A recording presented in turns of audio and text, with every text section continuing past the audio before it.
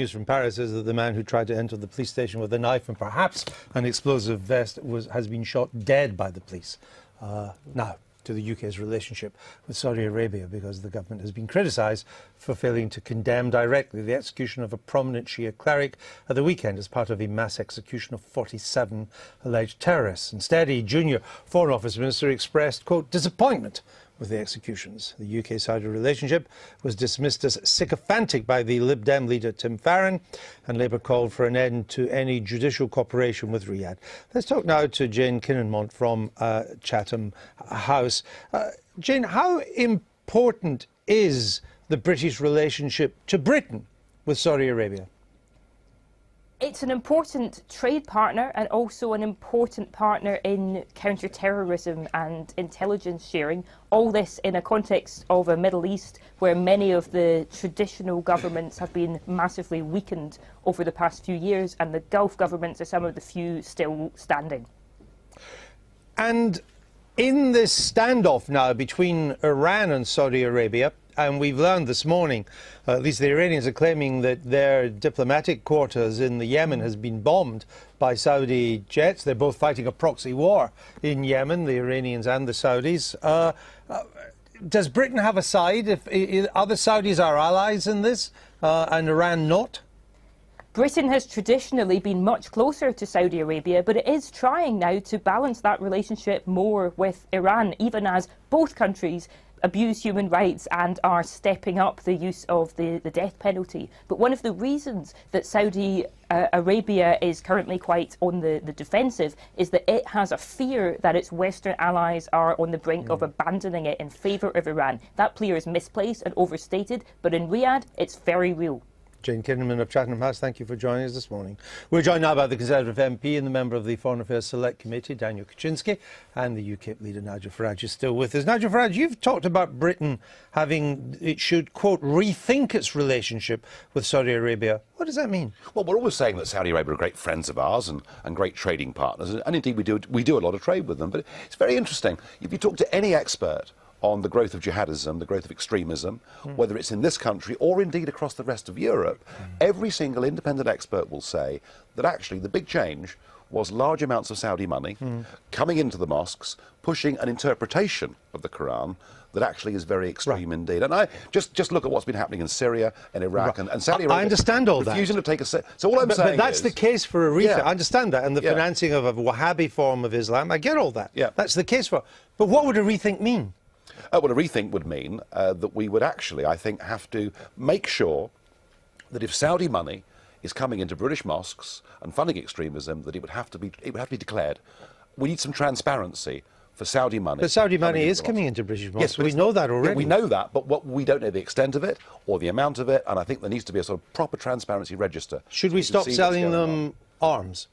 I wouldn't stop selling them arms because, but I mean, so not that much of a rethink. If there was a breakdown of diplomatic relations that led to us selling them fewer arms, that frankly would be a price worth paying. We go on pretending these are our best chums in the Middle East, and I'm not sure they are. Should we be rethinking our relationship with Saudi Arabia? Certainly not. We've had an extremely good relationship with Saudi Arabia for decades. Our royal families have a very good working relationship. And is that something to boast about? It is, absolutely. It is in our strategic interest to be very close to Saudi Arabia. No, I understand the strategic interest, but is it something to boast about that our royal family should be close to a regime which has done so many executions recently that it's run out of trained beheaders? Well, I think there are 47 countries in the world that have killings of people who have been convicted for crimes of this nature. So Saudi Arabia is not the only country. But it's very important... No, but it's our ally. It's very important that we continue to engage with Saudi Arabia to make representations when we disagree with them, as we do on the regular basis. We can't just stop relations with them, as Jeremy Corbyn would have us do, and have no contact with them. When we go to Saudi Arabia, we make very strong representations on the things that we disagree with them. And what difference has that made? Well, when I first went to Saudi Arabia, there were no women, for example, in the Shura Council. Now that 30% of their representatives are women, women have now been able to take part in elections. They still can't drive. Well, it's moving at a slow pace. What evidence is there that we have played any role in that? Well, because I think the Saudis are interested in having a close relationship with the United Kingdom. What evidence is Saudi, there anything that we've asked on women's rights, and I have no evidence that we've asked for very much, has played a role in that? It's that contact that we have with NGOs and human rights organizations when we go to Saudi. When we go to Saudi, we leave our minders behind at one stage and we go and engage with women's rights organizations directly, one-to-one.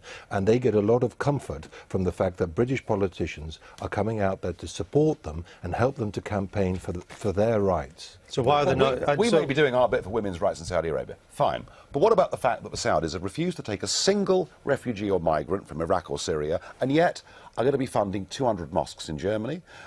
Would you disagree with the experts that they have been funding extremism in British mosques? Isn't it time we said no? Perhaps the Saudi money coming into our mosques at all? Do you not accept? Let him answer. Do you not accept that there is a damage being done to our society by Saudi extremism? Well, whether it's Saudi, whether it's UAE, or whether it's Kuwait, their attitude is that they're very worried about allowing President Assad to get away with ethnically cleansing his country of his opponents, and that is why they, like us, are putting a lot of money into camps. Doesn't Saudi Arabia cleanse its opponents as well?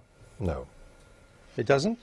Saudi Arabia... But it's just executed 47 of them. And those 47 people, the Saudis say, were convicted by an independent judiciary, by 15 judges, that they were involved in terrorist acts. We also eliminate opponents worldwide who are involved in terrorist acts. I'm afraid we've... because we... We haven't asked the question, have we? I must explain to you, because we overran on the Trident discussion with Mr. Livingston and Julian Lewis. I'm sorry. We've run out of time, but we'll come back to this in the weeks to come. I thank you both for being with us. Now...